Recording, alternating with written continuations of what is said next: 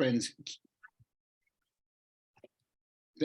Thank you, Logan and Nazifa, for starting our recording. I presume that I need to, well, I guess I can't call us to order in the absence of a quorum, or at least we could be called to order, but we can't do business. We do have a quorum. We with have a it. quorum. We now have a quorum. Yes. Yes. Oh, okay. 1, 2, 3, 4, 5. 6. Wait, is 6 a quorum?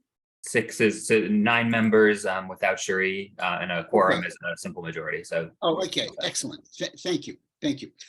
So I therefore apologize. I call the March 13 meeting of the Montgomery County Policing Advisory Commission to order. And I will let staff take attendance. And I invite our guests to listen closely, but to please keep their microphones muted. And will ask, have friends had an opportunity to review the very thorough minutes that were prepared and submitted last month regarding the February 13 meeting?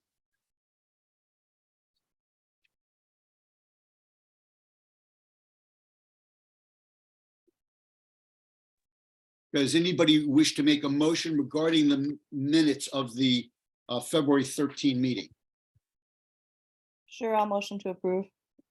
Jen Lynn moves to approve. Is there a second? I second. It has been seconded. Are there any proposed corrections or modifications to the minutes?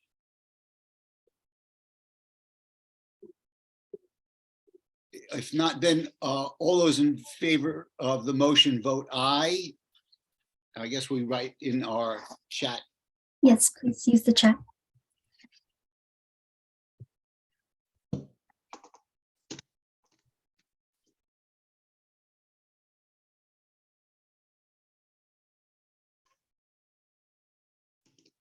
I see 2 votes so far. Okay, it looks like. And this evening, Lori, you're coming up identified as 4245. Lori, you're muted. And you can rename yourself, I think, perhaps for the benefit of members of the public. Just a matter of old business. At our meeting last month, we had said that we would communicate with the county council regarding the bill to create an Intellectual and Developmental Disabilities Commission, and to ask that a member of our commission be designated in the legislation as a voting member. I, at the last minute, drafted such a letter, which I shared with Jen Lynn, Ty, Logan, and Nazifa. Do we need to take any action on that letter, or should we do that sort of offline? Are there any thoughts? I could also put the letter in the chat if people would want. I I don't think know. pretty, Oh, sorry. Jen Lynn, go ahead. No, I don't know that do we have to vote on that? I mean, it seemed No, fine. we don't have to. I don't. Because we believe did have to last vote. time, didn't we vote to? We voted Yeah. essentially, Yeah. and really this is more of a informal, did we touch all the bases we wanted to touch? Was it expressed appropriately, at least to your satisfaction, that terminology and phrasing and the thrust of the argument was Yeah, appropriate? I mean, it looked fine to me. It was short and sweet and to the point, I think there wasn't really nothing left to say. Okay, very good. Thank you. Then when Susan gets back, we'll work with her to get that sent on behalf of the commission. I would like to see it. If you can just put it in the chat, just so we can have awareness, that would be great. Christy, I think I can do that. Thanks.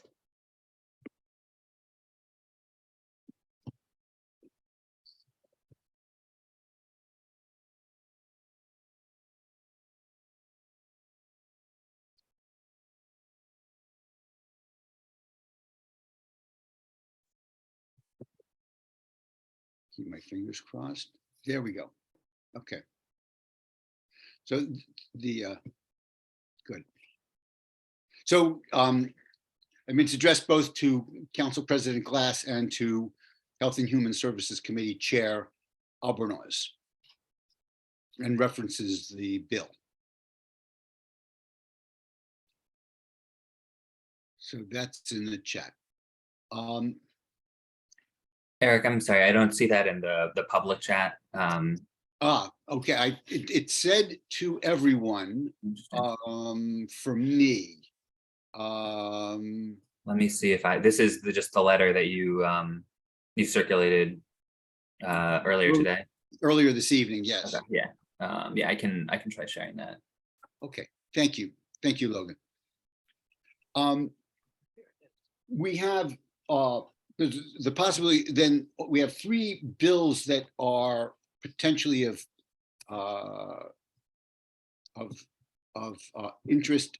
Then, okay, great. I see it from Logan to everyone in my chat. Do we need a moment? Does anybody need a moment to want to review that letter, having brought that up?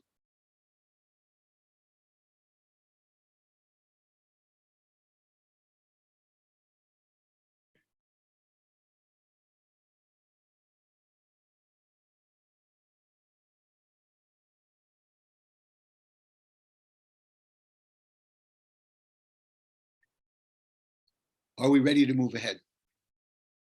Yeah, I think it looks good. Thank you. So there are 3 bills that have been brought to our attention. One dealing with motor vehicles, traffic, and an automated enforcement plan dealing with traffic signals and devices. That's Bill 1123. The bill dealing with traffic stops and limitations, Bill 1223. And then a late night safety business plan, 1423. I don't know that we had asked anybody to work on that. Does anybody wish to make any comments about Bill 1123 regarding motor vehicles, traffic, and so forth? I was hoping that Robin would be joining us because I was under. I think Robin is stuck in the waiting room. Oh, well, that must be frustrating.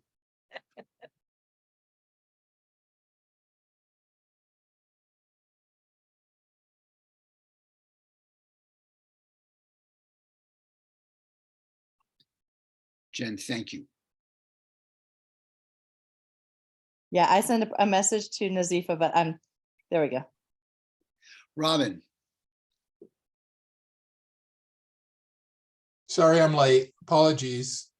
Well, welcome. And welcome to Sergeant Brewer and Captain Satinsky, as well as members of the public, Mr. Peter Francis and Heidi Rhodes. Robin, so we're about to begin discussing Bill 1123. And is there anything that you think the commission needs to know about it, or any statements we need to make or action we should take? Yeah, I did look through it. It seems to me that most of it is outside our scope. Most of it is not to do with policing, it's to do with road design and other issues. The only section of it that is really to do with policing is the call for the administration to put forward a plan for more automated enforcement. And given that we strongly endorse that in the traffic report, I think it's perfectly okay and a good thing if we write a short note to the council saying again that we endorse that. I think it's an excellent idea for them to have a plan, a public plan that can be discussed. I just don't think we should get into the rest of it. Christy. Thank you, Robin. Thank you. That's helpful. Christy. Yeah, I tend to agree. I think that we should put forth a letter of support for at least that section. I do think that one of the things that could get called into question based on some of what will happen with this bill is on the first section requiring an infrastructure review for pedestrian related collisions. This is sort of it's not a direct impact, but it's going to bring up the question of crossing guards, and that program's run by the police department. Again, it's not directly in this bill, but it might be something that we would want to, somehow include as part of our comment, something related to the crossing guard program. Is this because you see the crossing guards as being related to policing in some form or specialized form of policing? They run the Montgomery County Police Department runs the traffic crossing guard program for the schools. I see. Okay. And so is it then the case that the crossing guards are employed by the MCPD? Correct. I believe so. So in that sense, then they're within the purview of our commission with its oversight responsibility for the MCPD. Correct. Now, this does say an infrastructure review. It doesn't say a, safety review writ large, but in the discussion, I'm sure that the topic of crossing guards will come up. But I do think on section 4, the automated traffic enforcement plan, that we should weigh in, and we should weigh in positively. Robin. Yeah, just a question for Christy. Christy, sounds like you know a lot about about crossing guards. Sure do. The rest of us know nothing, I should think. I mean, other than saying hello to the local crossing guard when we walk around. Would you care to just give us sort of 2 minutes on what the issues are and what you see, because it's obvious that things are going on that we don't know about. Yeah, I mean, I think in general, we have a scenario where there is often a high demand for additional crossing guards at schools, either from parents or the community, PTAs, others. We do not have like a fully staffed program, I don't think, at this point. I think like other parts of the police department, like they just haven't returned after COVID. I was talking to one of the sergeants, I believe, from District 4 just last week at a school safety meeting, talking about a specific intersection where parents were asking for additional crossing guards, and he was saying that that they just don't have as many crossing guards as they used to. Second, the crossing guard program tends to be only providing crossing guards at elementary schools. And we have some scenarios where there are middle schools in the county where kids who are like 11 years old, 6th graders, are crossing major intersections, and they do not always have crossing guards available to them. Part of that is just it's just a resource issue. Part of it is the consideration for what's considered under the Safe Routes to School program and some other things. So it's like parents ask for more buses, they ask for additional bus routes, they ask for more crossing guards, and the last thing they ask for is better infrastructure. Unfortunately, it should be flipped the other way around. But that's kind of where we stand. I don't have the specific numbers of like how many do we have, or like where are they needed or where are more needed, but I do know that if we are in areas where there are pedestrian related collisions near schools, like those are places where, if possible, we should have crossing guards when kids are crossing the street. And that's a police function, not a school or DOT function. Christy, that's extremely helpful. Do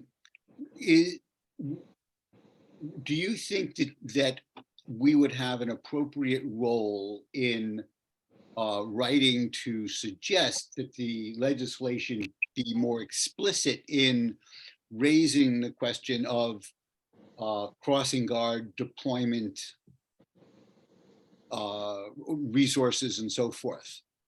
Yeah, I mean, I think what you could say, or what we could say, and would be fully within our purview is where it says Bill 1123 would, number one, require an infrastructure review for pedestrian related collisions within a county school zone. You could say Bill 1123 would require an infrastructure review for pedestrian collisions within a school zone, and also explore potential operating considerations such as crossing guards or something of that sort. Okay. Especially for short term. I mean, it takes a long time to change infrastructure. It does not take as long to add personnel. I mean, aside from budget and actually hiring people. Christy, thank you. Captain Satinsky. Hi, thank you, Eric. Yeah, Christy, that was a good analysis. Just so you all know, we do have a little over 150 spots for crossing guards across the county. That's an estimate. Not sorry, I don't have the exact numbers in front of me sitting at home on the computer here. There's a state law that mandates that crossing guards have to be trained in a certain way in order to direct traffic. And our traffic division does a comprehensive study at locations to determine where they're going to be as safe as possible. And Christy's right. We do put a lot of resources towards the elementary school for obvious reasons. They're young children. And there are other places that do need them. And it is a resource intense thing. People, like she said, people have come in and post-COVID have not come back. But I don't want people to think that we're not addressing it. When things come in, we do send our officers out there to do studies, and we use the traffic data that's available and the crash data in order to determine whether we can move someone to that location. So I just wanted to let everybody know that. That's all. Thank you, Captain. Ty? Captain, I'm just curious as in terms of prioritization, how is it done? Is it done simply by age of the children, or is it done by a study of traffic conditions and circumstances? For example, if you're working with limited personnel, what would be your first priority in terms of putting out individuals to aid in traffic control? It's a comprehensive approach. I can't point to one being over the other. It's all brought together and reviewed based on how many crashes you have, the age of the individual, traffic lights, non-traffic lights, stop signs, traffic flow. All these things are taken into consideration before we give a comprehensive release of a study and determine whether or not crossing guards should be placed there. Also, I would ask you, do you currently have a review process should there be an accident that occurs? Is there an in-place process right now?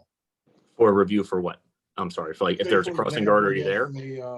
If an individual is injured or, God forbid, killed doing a traffic incident, specifically around an area where you've deployed resources, is there any kind of review? There's a review. If there are in the crossing guard area, especially if they are involved, yeah, our traffic division does look at those. And of course, with any fatality, no matter where it occurs, we absolutely do review every single one of those. And we work with our partners at Vision Zero as well as state and county DOT. So yes, we do review them, but we also do have a large number of vehicle collisions across the county, sadly, every day. So it will be impossible to actually review every single one. It's just the numbers are too high to review every single collision that occurs. Yeah, can I just add something to that, Captain Satinsky? Yeah. One of the things that I would just sort of note is that I think to get at Ty's question, let's say a kid is hit on the way to school. Mhm. There's not going to necessarily be a review. I didn't say that's that. part of what, no, I'm just trying Yeah. to clarify. I just want to be clear. I didn't say that. That's all. There is a review when a child gets hit, but it's not so much of a formalized process where we come together in this kind of a forum, but the traffic division does get together with their partners to review these things, as well as the school system. Yeah, well, and this is part of the reason why Council Member Glass, was proposing some of this. The other thing I think that I've heard from parents, I chair the County Safe Routes to School MCCPTA committee. And some of it also, like the conversation I was referencing from last week, was around the intersection of Connecticut and Denfeld, which is a state highway that crosses the county road. And Yes. you have kids who are both in elementary school as well as middle school and high school who are all crossing at this very busy intersection where cars are traveling at a relatively high speed. And there are crossing guards there, but the crossing guards are not there for the entirety of, when you have kids crossing. So it's like sometimes there might be situations where, because of staffing and some other considerations, kids like middle schoolers are being left out because they're crossing just at a different time Mhm. than some of the other kids or the high schoolers who are, who are also vulnerable. So I just wanted to make those points. No, That's all. Christy, thank you. Before I recognize Robin, who I see your hand is up, I just want to say to Ruhama that given that we're talking about schools and students, if we would welcome any comments or insights or opinions you have regarding this conversation. Yeah, I'll go to Robin and then recognize you. Robin? okay. Yeah, just banging a drum that you've all heard lots of times. I wonder whether any of the analysis and reports that Captain Satinsky mentioned are made public. Because when there are accidents and when there are questions about whether you should have even the question of whether you should have, more crossing guards or not in a particular area, seems to me that's of community interest. And if you've done an analysis, publish it. Dr. Gaster, some of these involve juveniles, so those wouldn't be released. Well, but Got their name. yeah, but that's not about crossing guards. Analysis of crossing guards is not about juvenile. I'm not saying they'd create a formalized report on the analysis. I didn't say that. I said they get together informally and they discuss it. But surely somewhere there's a note that says, well, we discussed this and this is what we decided because of this, this, and this. I mean, Robin, let me ask before I'd like to just continue this point for a moment before we get to Ruhama. Captain, how much of a challenge or obstacle would it be if the informal get together for the review that you've described needed to be formalized, that there would be some kind of a memorandum that would say, no. a fifth grader or such and such a time and place, this happened and these are the circumstances, without, of course, identifying the youth. So the only thing, oh, sorry. And either no action was taken or some action was taken. How would that be problematic for the police department to carry out this function by either being burdensome or deter some kind of frank conversation from taking place? I think actually both, especially the frank conversation, is how we would be part of it, more of a work product issue. But we do already memorialize these incidents on the state accident reports, and we do supplement those. Those would be the items that would carry any kind of weight, any sort of review past that, past an investigation. Yeah, that would be all internal. What I use, I just want to make sure that I'm clear or that we're all clear. Each of these incidents generates a state accident report, but that's different from the kind of review that you're discussing. Correct. The review I'm talking about is more of a, like I said, an informal review where they look at the different issues that happen. It's like almost like a communication, they get on a quick phone call real quick. Hey, this is what happened. This is what's going on. And then we go to the next thing, and they look at those things. I used to sit on the collision committee a while back. That's the only reason why I know about it. And it's very, like I said, it's somewhat informal. And the idea is to make sure we get the resources to the right places and make the right contacts. Like maybe an intersection needs better lighting. Maybe an intersection needs more stop signs or a traffic light. Like those are the kind of things we look at. And if this were formalized, your sense is that the frankness of the discussion would be compromised? At least in the nature that I know it, yes. But it's been a while, so I can't speak to it in its current state. I can only speak to it as I know it from a few years back. Okay. So I guess what this conversation brings up for me is whether or not the kinds of county level review that the captain has alluded to could be or should be formalized in some manner, and if that would be an appropriate recommendation for us to make in this context, given the caveats that Captain Satinsky raised. I'm interested in the thoughts of the commissioners on that. I see, Lori, you've seeking recognition. Yeah, And, I certainly agree with the idea that there should be some kind of formal reporting. But I am, I think that it sounds like everybody would be in agreement that there's simply not enough crossing guards to cover the need. So, at minimum, it seems like it's not a bad idea to come out in favor of filling the roles with the crossing guards that are at least now deemed to be needed. So, I mean, that's just basic. So at least I would think we could do that. Okay, Robin. Yeah, I don't imagine that it's worth, certainly not at this point, imposing additional burdens on the police department. I don't want to do that. On the other hand, it does seem to me that if there are issues to do with coverage of crossing guards, it's not really enough to just sort of chuck it over the fence to the police department and say, okay, you fix it.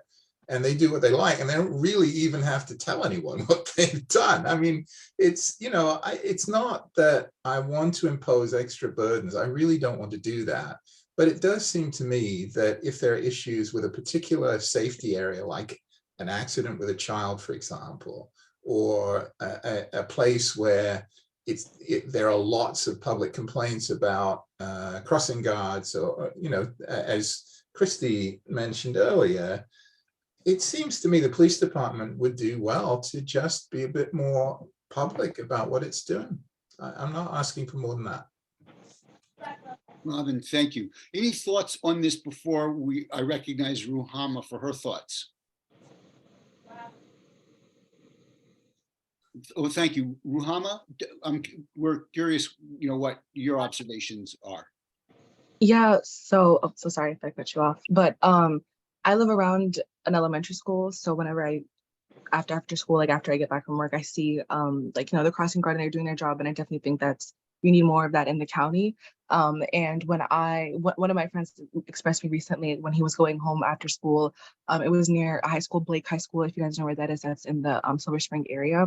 There was some sort of accident, pedestrian was hit, or I think maybe it was two cars. I wasn't entirely sure what happened, but he was expressing to me how he wishes in like high school and middle school areas, there were more crossing guards. So in the youth sort of like MCPS high school area, and that traffic system, especially in the hours after school and the hours in the before school, when there's a lot of traffic, a lot of people coming in and out, I have heard a lot of chatter around like they wish there'd be more sort of assembly in a way. At my specific school, we have a security guard that does like the same job as as a police guard would. So they're the ones who are like guiding the traffic in and out. But I don't know if every school has the ability to be able to like have a security guard come in early in the morning and direct that traffic.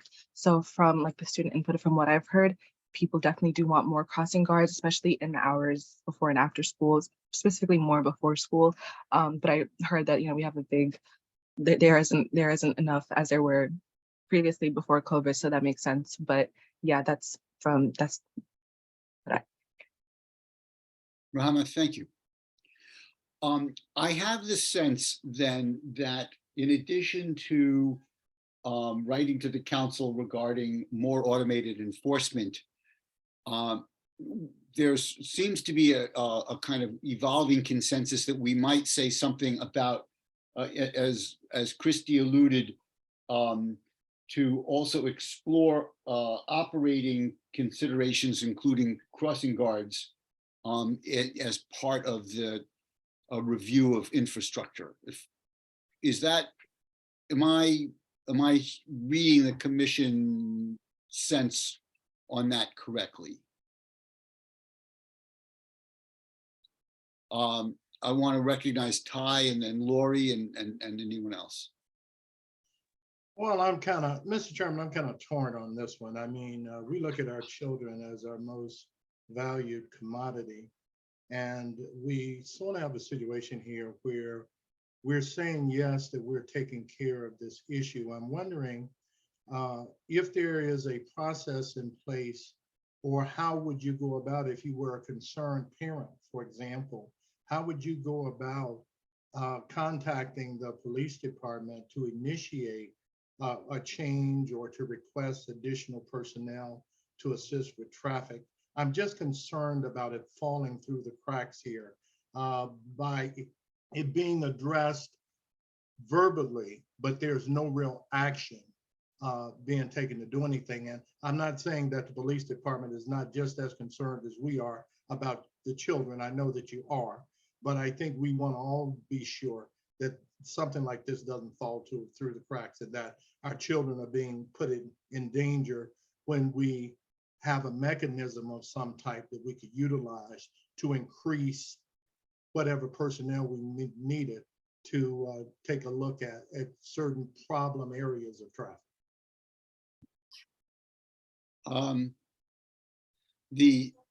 Okay, Ty, thank you.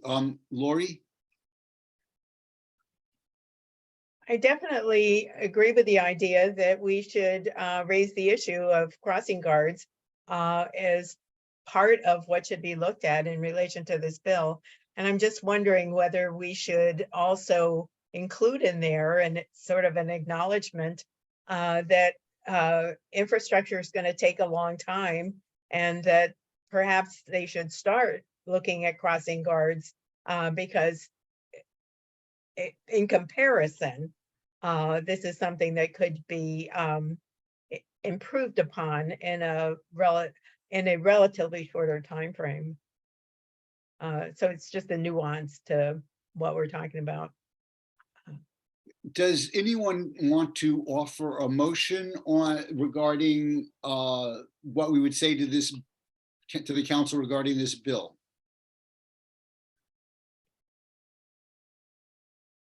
I see two hands. Oh, I'm sorry. I wanted to lower mine. Yeah. Sorry. Christy, I see your hand. Yeah, I would like to offer a motion that the commission provide a letter to the council in support of section, I think it's section or purpose 4 of the bill for the county executive to provide automated traffic enforcement plan, and also include a requested addition to section 1 of the bill that would require an assessment of other factors such as crossing guards that could be implemented in the short term. And I would second that. Just writing it down. And I don't remember anything I just said, so I'm glad you're writing. That's That's It what, has been- So I'll state this. It has been moved and seconded that the commission send a letter to the council that we support section 4 regarding the county executive preparation of an automated traffic enforcement plan, and that section 1 include a requirement of an assessment of other factors such as crossing guards that could be implemented in the short term. Does that sound like what you intended? Absolutely. Okay. And I would be happy to write the letter. Okay. It has been moved and seconded. Is there further discussion of this? I think we're ready to vote then. If you're in favor of the motion, then please write yes or aye in the chat.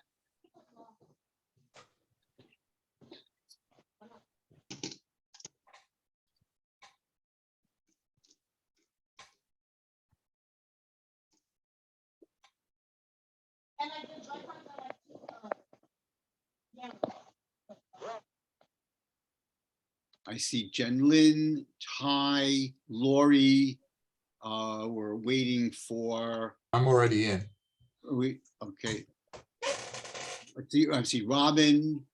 Okay, we're waiting, Jen, Ruhama, do you want to vote? If you, are those opposed, vote no. Those who are abstaining, please write abstain.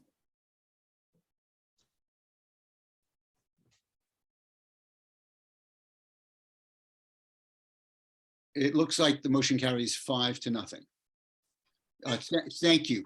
I think that this will be helpful to the, hopefully this will be helpful to the council in its consideration of Bill 1123. Christy, thank you for volunteering for writing a short letter. Yeah, and just for awareness, there is a hearing coming up on this bill next week, or maybe it's the week after next. I think it's the 21st or the 22nd. So you may want to look So that if up if you're interested. As soon as you can send me a draft, I'll sort of forward it sort of with my AOK to Susan to convey to the council committee. Super. Great, thank you. Bill 1223, police late traffic stops and limitations. Did someone take a look at Bill 1223? Was that one of the bills that we had advance notice of? I don't remember that we discussed that in our agenda planning before. I think this is Will Jawando's bill, right? Yes, it is. Yes. I haven't looked at it, so I think from our past discussions that there would be considerable sympathy for this bill. But I think people, and I notice Vernon isn't here, and I know that he would certainly say this. People were concerned that police officers would not feel able to make stops when safety was an issue. That this was a pretty hard and fast set of limitations. And I think in our set of recommendations, and in fact, I'm tasked to rewrite the introduction precisely to this point, which I haven't done. We underscored the notion that if there's a safety concern, of course, the police officer can make a stop. It's just that the police officer has to justify it. It's, you know, you have these sort of what we've called in the past small offenses, and there's a balance to be struck between dealing with small offenses and the impact on the people who have been stopped. And we offer a new balance, in a sense, in that report we wrote. And one element in it was, well, we don't want to have the police feel that they can't stop dangerous driving. And that might be somebody driving with their lights out in the middle of the rural county. I think both Chief Jones and Vernon both raised that example a number of times. And of course, you know, fine, go stop them.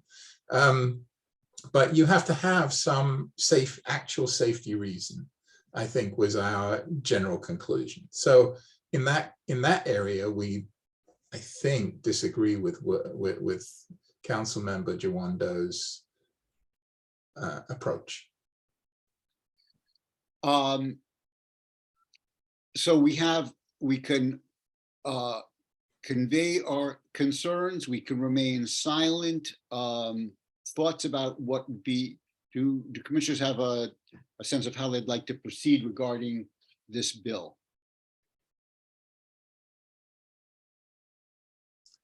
Can I offer a suggestion that I put in the time that I should have done before this meeting, and look at it carefully in light of our recommendations, and circulate a note to the commission by email so that we can be better placed to decide what to do about it. I don't think we quite know what to do about it yet. And I'm happy to do an analysis, a short analysis, and circulated, and then maybe we can even vote by email or something. I don't know if we've done that yet, but if it's urgent, I don't even know if it's going to come up urgently. Right. Thank you, Robin. Ty? Yes, I agree with Robin from the perspective of, I'm not sure that we've really had the opportunity, at least I haven't, to fully consider it. One of the things that concerned me was the issue regarding consent searches. Now, having been in law enforcement all my career, I utilize consent searches on a regular basis. And they certainly provided opportunity for us as a police organization to be able to remove some of the individuals from the streets that were dangerous to the general public.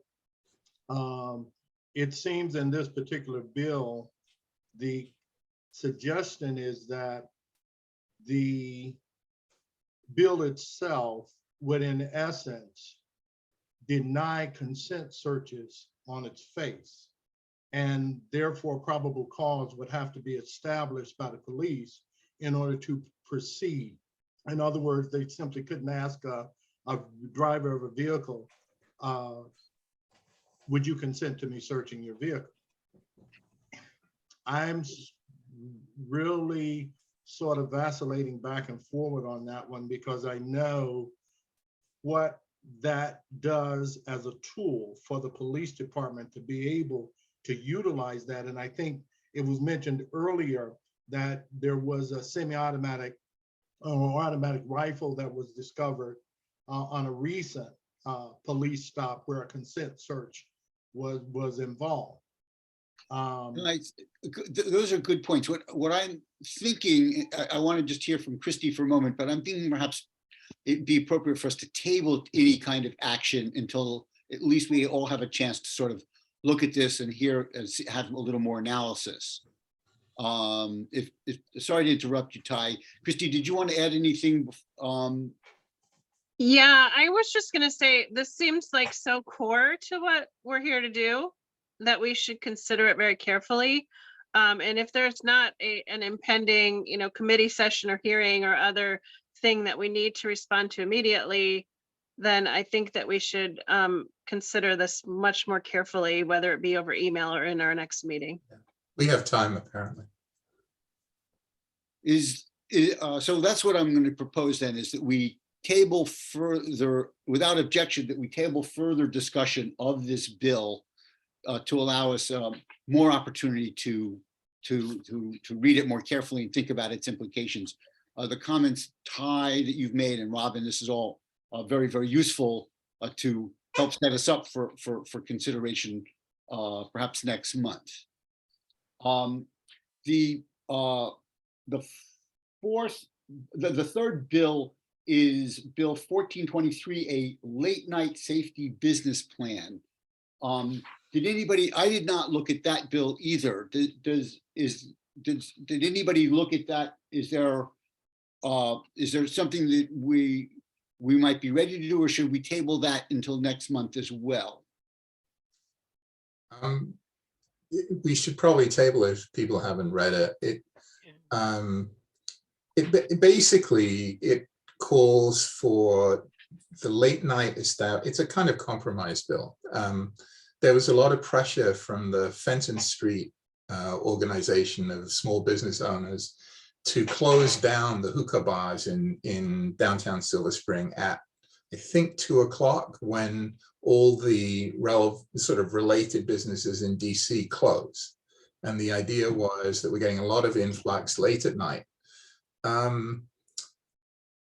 Anyway, so that was the pressure to close them down. The chief executive didn't really want that. And there was probably, there were other pressures too. So they compromised and said, well, okay, they can stay open, but they have to provide their own security. And, that makes some sense. The only thing I would say is I'm in the middle of doing an analysis of crime data by geography and timeline in Silver Spring, in downtown Silver Spring. And honestly, the late night stuff, very late night stuff, if I was just looking at the data, I wouldn't say that's where the problem is. I think there's been a pretty sharp uptick in crime in Silver Spring at all times of the day. And I think we need much more understanding of who is committing the crimes and where they're coming from. I think sort of, I know that there were significant issues with the late night folk a couple of years ago, just as COVID was kicking off. But I'm concerned that people think that this is a solution to crime in downtown Silver Spring. The data I've initially seen does not suggest that that's true. I don't have objections to it, but you know, it's always easy to find a scapegoat. Raman, thanks for that overview. Would there be objection then if we table this for next month as well for some more thorough consideration, now that we've got an idea about some of what the issues are? No objection. Okay, so Okay. thank you everyone for that, for all of these comments. We were able to take action on 1123. Christy, thank you so much for stepping forward on that. Our next item on the agenda is an update from the MCPD on the body worn camera review policy. Who is going to be making the presentation? Will that be you, Captain Satinsky? Yes. Great. Well, thank you so much. You're recognized. Thank you very, very much for preparing. No problem. So the body worn camera review, we now have a policy, Function Code 430, which falls under body worn camera review that management and the union work together to put out. And it basically covers a couple of areas. We've created, I think you guys all know about this, the Professional Accountability Division. We now have 2 sergeants in that unit that their job is to review randomly body worn camera. And there are certain rules about that for each day when they get these body worn cameras and videos, and they review them. They review them for for compliments and for issues. Okay. If there are compliments, they're sent off to their director or their commander for appropriate review and make sure the officer knows that they did a good job, and potentially for training use as well. And if it's something negative where maybe there's a conformance to policy issue or some other issue, that is brought to their director or their commander for review as well, for potential review to internal affairs division. There are some certain areas that trigger an automatic send to the internal affairs division. I'll give you a couple of examples. Involves the use of force under a certain section of the county code, doing anything with a child under the 18 that's considered criminal or potential criminal offense by a departmental employee. Any fatality or serious bodily injury. And again, this isn't saying that the officer or employee did anything incorrect when those things, when especially the last one happened, but again, it's for review because we would have those officer involved incidents. So that's part of it. These 2 sergeants have been there now, I want to say it's been about 4.5, 5 months. They are working on going through we have an enormous body worn camera database. They're working with Axon, which is the program we use, and they're working on purchasing a program to assist in their review process. To my knowledge, that RFP hasn't been completed yet, so I can't discuss it. But that's pretty much where we are with the Professional Accountability Division and the body worn cameras. I will tell you, for the division that I run, especially for the community engagement officers, I mean, every day they're putting 10 to 15 videos in there, even some of just 1 or 2 things that they've done, 1 or 2 calls for service they may have run. So there are lots of videos in there every single day. Every traffic stop has to be recorded. The only time we don't record is when we have, we walk in on a sexual assault, and we have a sexual assault victim. We will ask them about that, if they want to be recorded or not. Also, if we travel outside the state of Maryland, because of the way our single party consent works with law enforcement and the fact that we don't have to follow that within the state of Maryland, we will ask the person we're with if we can keep it on or not. And if we can't, absent a security issue of some sort, we will turn it off. Any questions?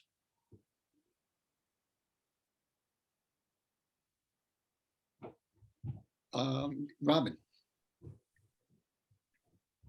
Yeah, this isn't really about your, the use for training or other things. I'm sorry, I'm ignorant about body cameras. How how long do you keep the footage, and who else gets to see it? I mean, and do you ever have issues with people other than police officers captured in the footage sort of objecting to it? So Well, you got to, Dr. Gash, you got to remember, when you're outside, you don't really have a whole lot of consent when you're outside in the public, right? Right. So, I mean, that's why we have CCTV cameras, we have red light cameras, we have all sorts of things. Yeah. But if there are other people that are in the footage that have nothing to do with it, we do go to great pains to kind of blur them out if we ever release that for any sort of court and or public information request, as long as they're not germane to the situation at hand. Management can review body worn cameras for training issues, for use of force, for all sorts of different things. It's all delineated in our policy. It all has to be marked. The system we use in order to review the camera system, review the camera footage, tracks everything you do. So, when you go in, if you fast forward, slow down, when you're in it, when you're not, and you're supposed to post notes as to why you're in that video. What are you doing in a particular video? So for where I sit, when I review, let's say, a use of force, and that use of force could be as simple as an officer holding the arm of a person and moving them to another location, whatever it may be. I'm in there saying I'm reviewing this for use of force based on this, and I have to decide whether I concur or not. And then from there, it goes to the assistant chief, and then from there, depending on what he or she says, it would move either to be cleared or to internal affairs. Great, thank you. Thank you, Captain. Lori and then Christina. Lori? Can you talk some about how you're selecting footage to review when it's not in relation to a specific identified problem, and what kind of systematic way you're looking at these reviews? So I review them. If something, for me personally, I review them for obviously use of force. If some sort of a training issue is brought to my attention or a positive thing is brought to my attention, I'll review that. But our random review committee is just as it sounds like. It's random. The system just pulls out whatever and gives it to them to review. There's no rhyme or reason as to what they get. Are you able to compare the kinds of things you're finding on these tapes across districts or across senior officers versus junior officers, or other characteristics or groups? Well, you bring up a very interesting point. That would be an entirely time-intensive process where we Yes, it would. would. I mean, I would need a whole nother police department to do that, to do those kind of things, especially with the amount of video we capture. I think we're up to like, and Dr. Gass is probably going to say I'm wrong here, and probably a little low. I want to say 3 terabytes or more of it's some ridiculous amount of data that we currently capture. Yeah. I'm sure it is, and and I'm really interested in, I understand it's a massive amount of data, but I'm interested in what kind of process you have in place, what kind of systematic process you have in place to select what these 2 new officers are looking at across the whole range of tapes. There should be a strategy here, and I'm not sure I understand. Well, that's what I was saying earlier, ma'am, is that we have a computer program that we've been vying for, and we're waiting to finalize that purchase, and that will do that. Currently, they go through, I think it's 10 or I can't remember exactly how many, I apologize, but there's certain numbers they go through every day and they review, and they literally just pick them randomly. There's no rhyme or reason. And this new computer system is supposed to also pick them randomly? Yeah. I mean, you can't stratify this so that you can select within districts in terms of, you can take a random selection, but divide it into districts first, stratify it. Kind of think that would get rid of the whole random option when you start drilling. No, actually it From where I doesn't, sit, but- I see what you're saying, but from where I sit, the department I look at as a whole, not by district. So random would apply to the entire department. If we start breaking it down by district and then by division, again, we come back down to, now we are pointing our resources into one section, and again, Not necessarily. No. This is probably too complicated to talk about now, but let me ask you what kind of data collection instrument you're using to record the information from the randomly selected videos that you're looking at. There's a form. there's a form that the sergeants fill out and then forward off to the directors or the commanders. Uh-huh. Can you share that with us? No, ma'am, I don't have it. I mean, I didn't mean right now, but If I'm Yeah. allowed, I will have to yeah, ask. I think that it would be of value to look at what you are collecting from this footage. You're spending a lot of money to review footage, and so it seems like it would be important to have a systematic way of doing it and keeping the records over time to start I agree. looking at patterns and changes, potential changes. I agree. etc. Okay, let me pass for now, but this Lori, is thank you. Those of were, interest. I thought those were fruitful questions. Thank you, Captain. Christina. Hi, yes, thank you, Captain. I have a follow-up question to that. So you mentioned that the officers are recording what they find on these videos on forms, submitting them to their superiors or command. But it doesn't sound like it's the way that this is randomized, that it's useful for data. So then my question is, what is the exact goal or objective? It's very, for example, if I'm running a company and I do a random drug test on my employees, it does not give me any insight into how many of my employees are using drugs. So I find that it's a good practice, but what's the benefit that you'd like to see? What's the goal you're trying to reach? Are we indexing these videos after they're reviewed? Are they being deleted? Or, I mean, how are we? Videos aren't deleted for 180 days unless they're a felony or some sort of an incident that we need to keep forever. The random review team, as well as the commanders or directors, can take care of that and make sure it's held. Any felony, when it's tagged, when an officer uploads it as a felony or above, is held, because felonies can come back at any time in the court system. Lower cases, unless there's an incident or some reason to hold them, will delete automatically after 180 days. The process that we're using now is in its infancy. I agree with you, Christine, but we are, as I've said a few times now, in the process of getting a program that's going to analyze and capture and keep all the data that everyone's discussing. We're just in the baby steps here. We're starting. Okay, all right, great, thank you. You're welcome. I'll wait until you get that. When are you expecting? I'm sorry if I missed can't that. speak to it, ma'am, because I don't know. Okay, and do you intend, my colleague mentioned seeing some of these forms. With that, I'm following up on that question. Do you intend to ask for permission for us to see them? I believe I just said that, yes. Okay, thank you. You're welcome. Thank you, Christina. Good question. Robin? Yeah, I think I think Christina asked a really important question. If we think about it, there are, what, 800 sworn officers at the moment, or is it more than that? No, it's about almost 1,200. We have almost 800 patrol officers. Yeah, that's what I meant. Sorry, 800. But there are 800 patrol officers, and you said that they're generating up to 10 videos a day, right? Each of them. No, that was just. No, I was talking about my specific officers. I said specifically, Dr. Kester, that my officers, the ones that work for me, I see. that work in the schools. I made that example. I see. Okay, sorry, I misunderstood. But in any event, there are 800 of them, and they're generating footage every day, as you pointed out. And your two sergeants are going to get to, like 20 or something, or 30 a day. They face this deluge of clips. I mean, so I think Christine's question is really a good one. That what do you really expect to get out of this? I mean, I know you were under pressure to implement it. I mean, I understand that there was community push to get body worn cameras, mostly to deal with incidents, so that both sides could have some sort of objective view of what was going on, or at least semi-objective anyway.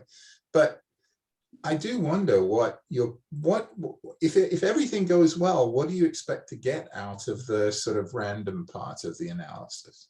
Well, Dr. Kester, you bring up some good points. It is, again, we're back to an intensive, this is a human capital issue, right? Yeah, we would need a whole couple of squads of people sitting there all day long to do this. Exactly. And it's just So I think, especially when we can't hire cops, it's not feasible. You see, So but I think the implication of Christine's point, she can correct me if it's wrong, is well, why do we have two sergeants sitting there randomly viewing this stuff when they could be doing something more useful?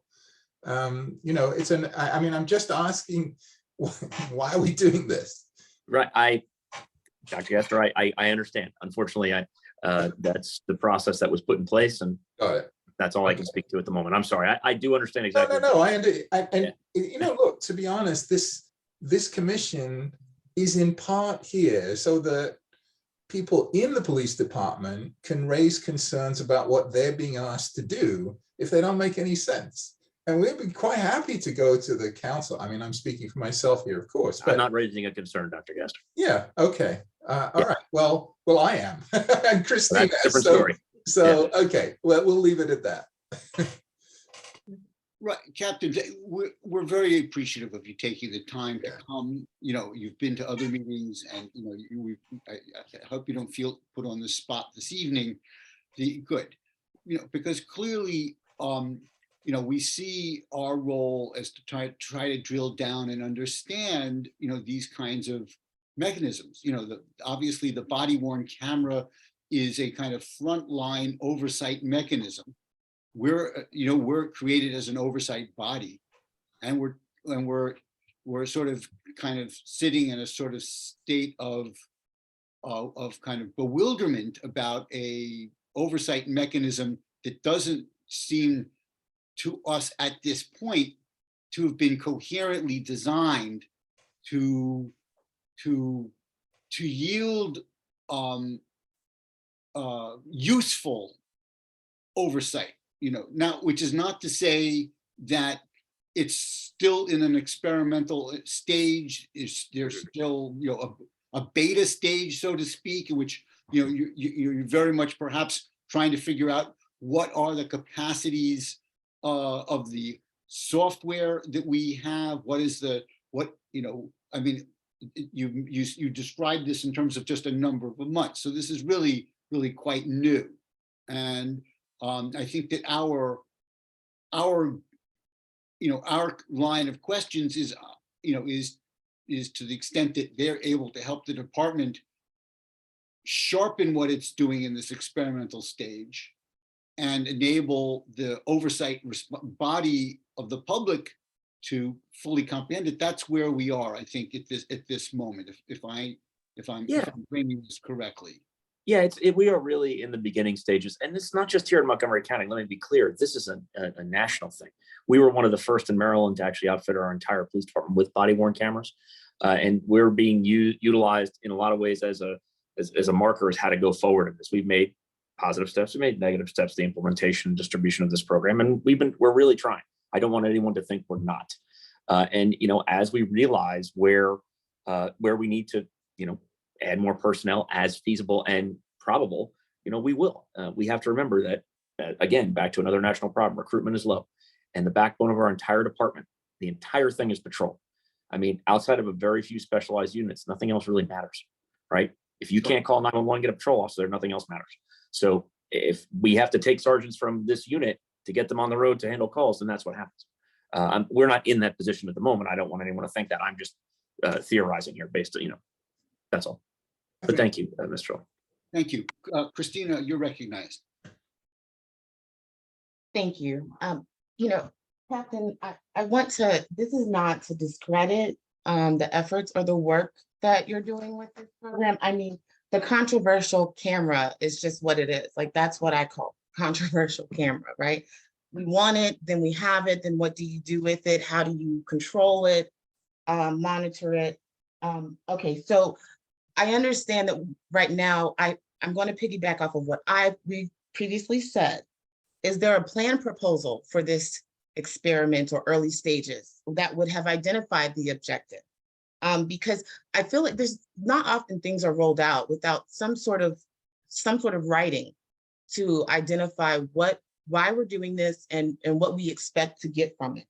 And I think that's what we're all kind of reaching for right now. Like, what are we doing this for? And then I want to mention before I then close one out, you are doing this random, and then you have two officers reviewing this footage. And so people are being randomly punished or randomly rewarded. And then others who may need to be rewarded or punished or are not, this could present a whole new set of issues. And then once all this data is rolled into one, eventually down the line, you're going to have to look at the demographics of the officers that you randomly selected to review their camera.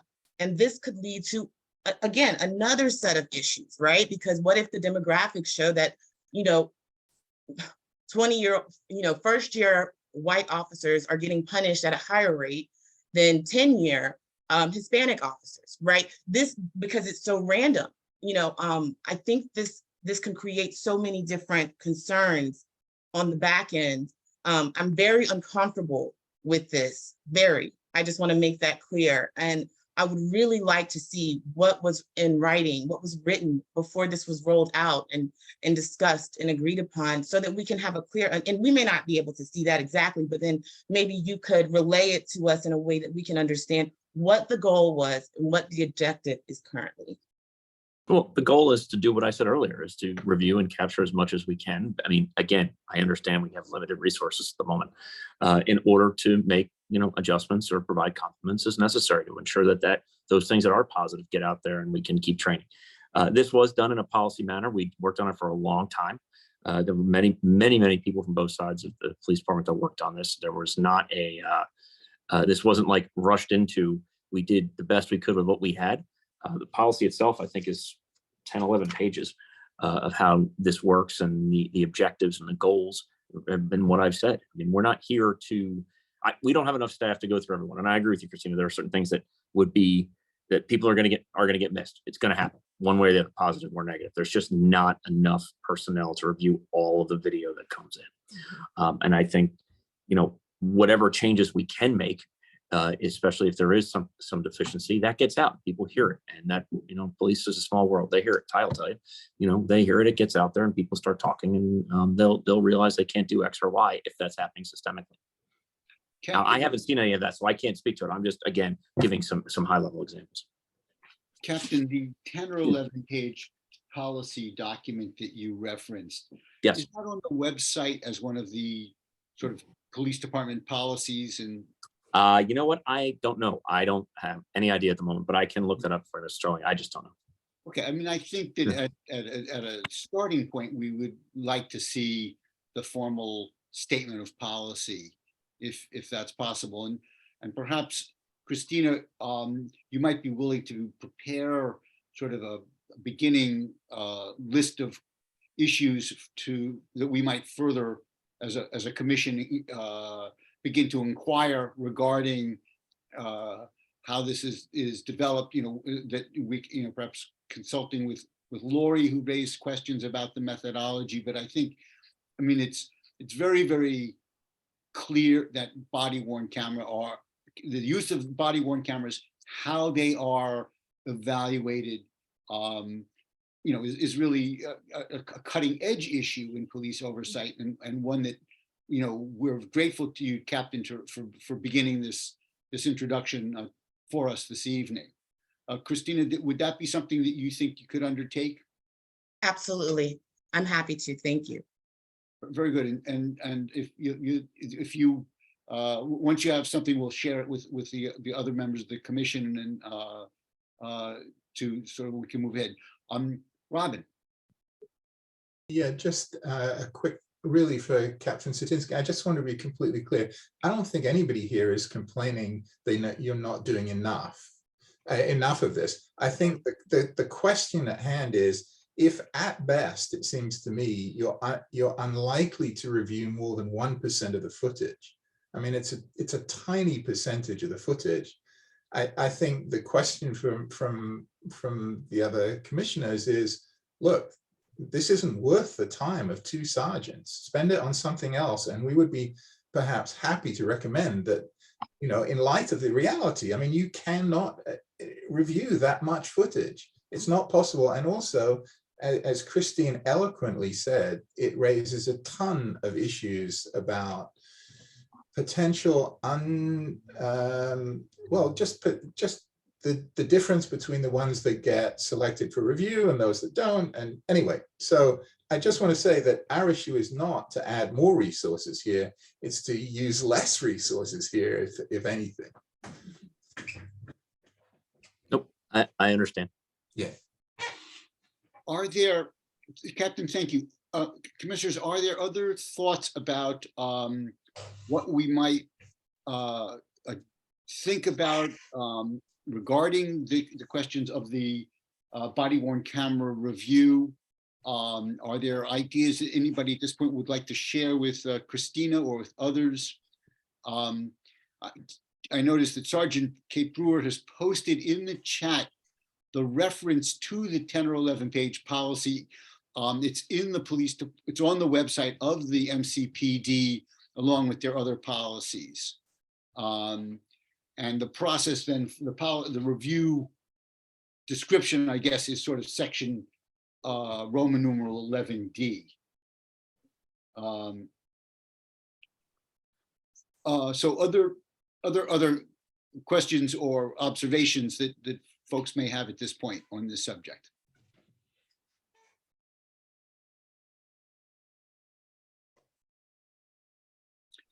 Lori. Yeah, can I just say that I didn't intend to make this an attack on the system for reviewing this footage. My goal is just to make sure that the review is done in such a way where we can get the most out of it. You know, I realize it's very complicated and that a lot goes into it. The decisions about what's going to get reviewed and how it's going to be recorded, et cetera, you know, and I'm promoting doing it in a systematic way, although I think Christina's questions about articulating the goal for this far outweighs my thoughts on this at all. Thank you. Thank you, Lori. What also occurs to me is that if anyone has any suggestions of professional articles, law review articles, monographs, books that have discussed body-worn camera issues, body-worn camera policy, best practices. You know, if you come across those, you know, share them with the commission, especially then with Christina and Ty and myself, and that would be, you know, that I think would be helpful as well.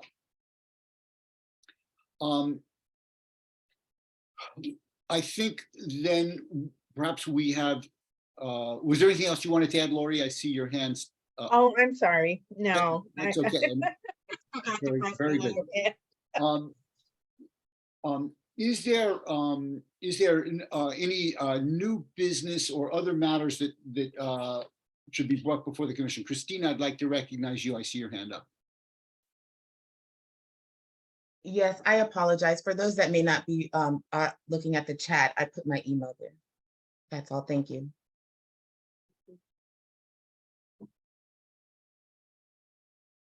Thank you, Christina.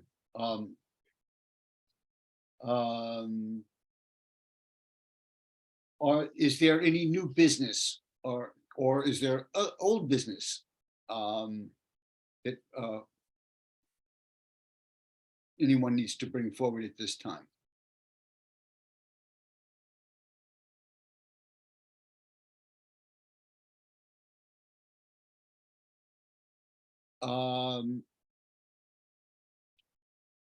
Then do we have Eric, Nazifa?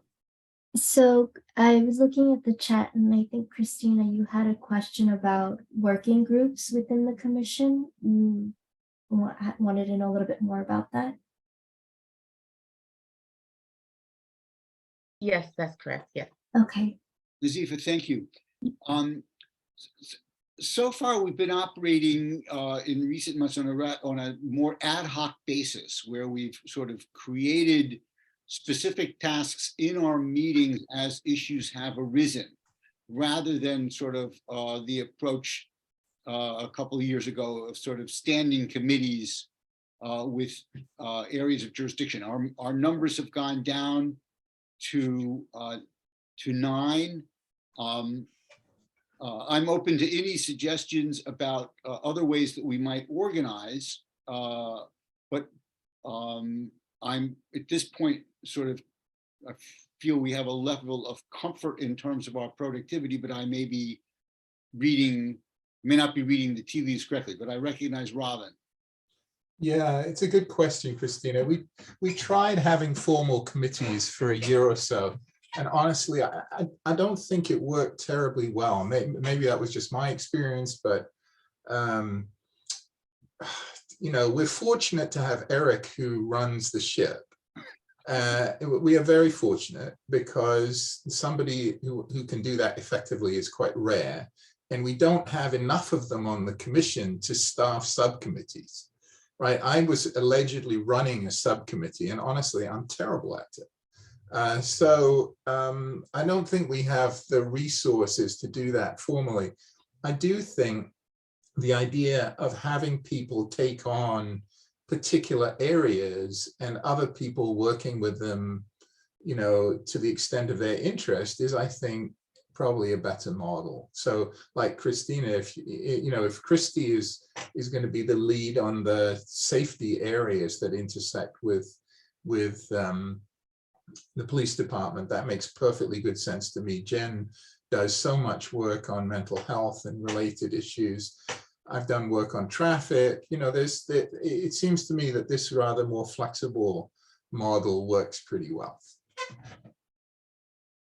Thank you, Robin, but and thank you for your compliments. But I think I think that we want to be. What we want to do is 2 things: to feel that our time is being well spent, and that we all are able to contribute as best we can. And I think that the way we're operating right now is that we're open to everyone sort of volunteering to take on the interests that they have, to pitch in the ways that they have, and to feel, you know, encouraged to fully engage. I saw Ruhama, you raised your hand for a moment. I didn't know if you wanted to follow up, but I also see Christy's hand up. Christy, I recognize you. Yeah, I think that sounds great as a new person as well. Just, you know, seeing how it goes in terms of offering up our advice or assistance whenever it's needed.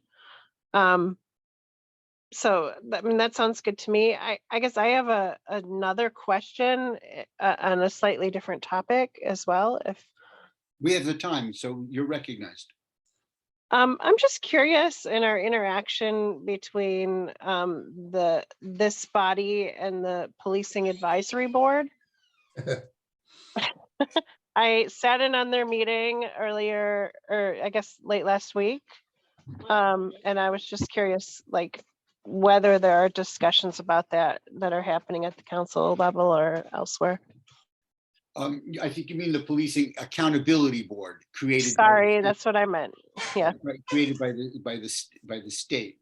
Well, first, we spent a fair deal of time with the council in discussing the legislation implementing the state law, the legislation that the county council adopted. And we did have a meeting at which the new chair of the Police Accountability Board spoke. We haven't, I mean, you know, their functions are, and they're obviously overlap, but there are also differences. We've not maintained further sort of regular contact with them, but and so I don't have more of an answer to your question about that, other than I would say at this point, we're not interacting. Not because of a lack of, I mean, I guess it just hasn't sort of come up. But was there something that you observed in your viewing of their meeting that you would like to share, or you'd like, you know, or you see a role or have a question about how we might interact? No, not at this time. I guess I was just trying to learn more about what they were doing. I mean, they spent a lot of time talking about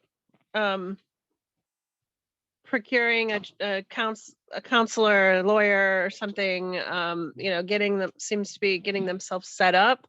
They did make a couple of references to advising the council and the county on all things policing related. So that's where I was kind of like, well, I wonder what the difference is in many ways, because they did make references to advising the council.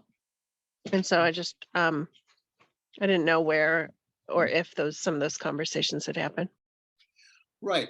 Well, so they are salaried, as I recall. They exist under they're implementing a state law. And our commission was created, I believe, for 3 years. It is certainly conceivable that, you know, this summer, the county council may determine that our services are fulfilled. Robin, I see your hand. Yeah, I guess what I would say is that they're going to have their hands more than full with disciplinary issues. You know, they're in charge of reviewing individual cases. We don't touch them. And those are going to be enormous time sinks in order to do full justice to often difficult decisions. So I imagine that they're going to spend the vast majority of their time on that. And our role is really to look at policy. Robin, thank you. That's very helpful. Christina. Yes, I just have a question about that. So the Police Accountability Board, do they have one? Is this for the entire state, or is it like each county has one, but it's County. Each county has set up its own pursuant to state law, directing the counties to do so. All right, so my suggestion is that there is a liaison in place, maybe, because I think both entities are relevant and necessary. But I do think that it would be good if we had a good flow of communication, so that we're not, if they're going to go and present things to the council, that we're not presenting things that are, you know, operating on two totally different stances and unaware of what each other are saying. So we may be able to inform each other, which could make everything more effective for both entities. So I would suggest maybe a liaison of some sort. So Christina, what I take to heart your suggestion. What I'll do is contact the chair and initiate communication, and to see how we can accomplish what you suggested. Great, I appreciate that. Thank you. Let me know if there's anything I can do. Certainly. Thank you very much for those questions, everyone. Are there this is constructive? Is there? I'm noting the hour. It's 7:57. Are there other things that folks wish to bring forward that's on your mind?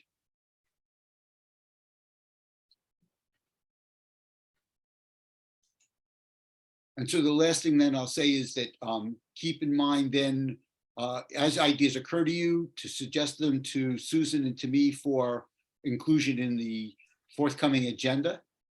And with that, is there a motion to adjourn?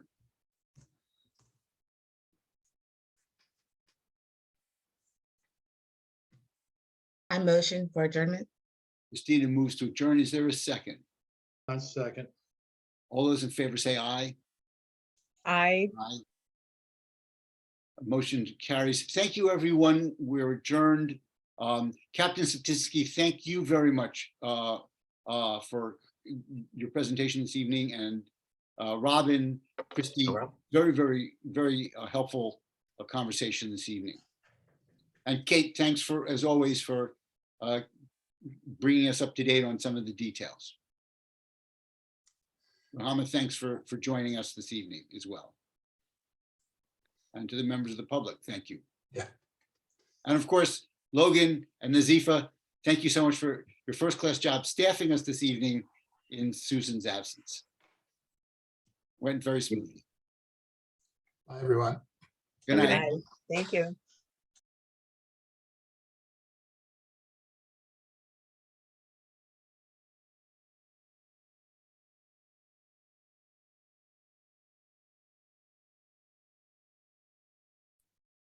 Let me stop recording.